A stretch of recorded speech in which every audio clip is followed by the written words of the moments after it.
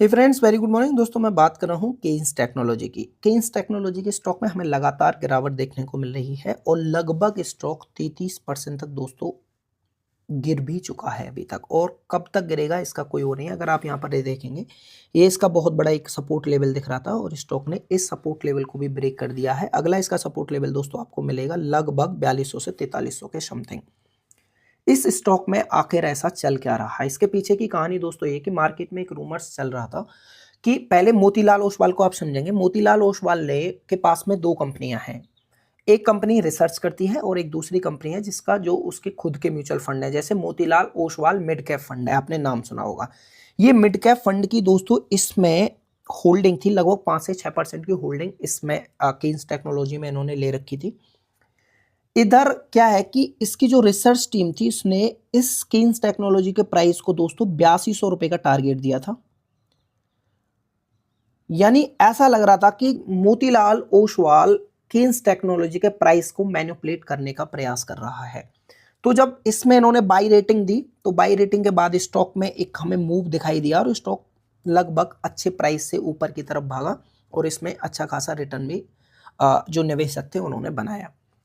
लेकिन उसके बाद क्या हुआ कि इनका जो म्यूचुअल फंड जो था जिसने केन्स टेक्नोलॉजी में अपनी होल्डिंग ले रखी थी उसने 500 करोड़ रुपए की सेलिंग की दोस्तों यहां पर। अब बस इसी की वजह से ये मार्केट में मोतीलाल ओसवाल के ऊपर बहुत बड़ा सवाल उठ गया कि भाई एक तरफ तो आप रेटिंग दे रहे हो कि स्टॉक को बाई रेटिंग दे रहे हो कि स्टॉक को आप बाई करिए और जिसमें आप दिखा रहे हो लगभग 8200 का आप टारगेट भी दे रहे हो। और वहीं जब स्टॉक ऊपर चला जा रहा है तो उसके बाद आप खुद की होल्डिंग स्टॉक से सेल करके चले जा रहे हो। ये बहुत बड़ा सवाल मोतीलाल ओसवाल के ऊपर है।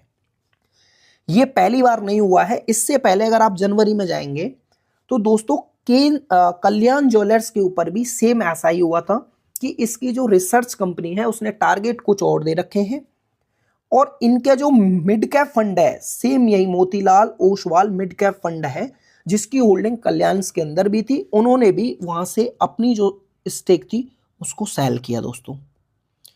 अब आप एक चीज समझिएगा यार, अगर एक तरफ तो आप रिकमेंडेशन दे रहे हैं कि हाँ भाई इसके टारगेट इतने हैं तो दूसरी तरफ होना ये चाहिए कि अगर आपकी होल्डिंग है तो आप उस होल्डिंग को बढ़ाइए। अगर आप बढ़ा नहीं रहे हैं तो एटलीस्ट उसको जितना है उतना रहने दीजिए। लेकिन आप तो यहां से सेल करके जा रहे हैं। तो ये एक मार्केट में बहुत बड़ा एक रूमर्स चल रहा है। फिर इसी के ऊपर दोस्तों किया क्या कि मोतीलाल ओसवाल की जो टीम है उसने ट्वीट करके बताया कि भाई हमारी जो दोनों टीम है, एक जो रिसर्च करती है वो टीम और दूसरी जो म्यूचुअल फंड जो देखती है वो टीम बिल्कुल अलग है। उनका एक दूसरे के साथ में कोई कनेक्शन नहीं है।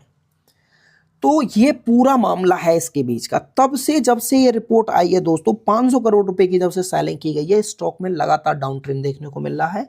ऐसा नहीं है कि सिर्फ केन्स टेक्नोलॉजी के साथ में ऐसा हुआ है। अगर आप खुद मोतीलाल ओसवाल के शेयर को अगर आप देखेंगे, यहां पर आप देखेंगे तो दोस्तों मोतीलाल ओसवाल में खुद एक डाउन ट्रेंड हमें देखने को मिला है। लगभग 13% तक का मोतीलाल ओसवाल में भी हमें यहाँ पर अगर आप देखेंगे 13% तक का गिरावट हमें इसमें देखने को मिला है।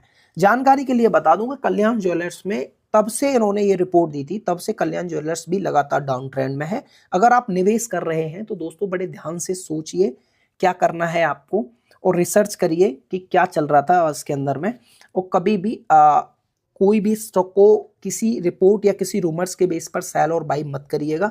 खुद की स्टडी करिए, खुद के रिजल्ट देखिए, चीज़ों को आसानी से समझने का प्रयास करिए और मार्केट के साथ अपडेट रहिए। अगर आप वास्तव में अपडेट रहना चाहते हैं चीज़ों के साथ में तो आप इस चैनल को सब्सक्राइब कर दीजिए और वीडियो को लाइक शेयर करना ना भूलिएगा। आज के लिए इतना ही। Thank you.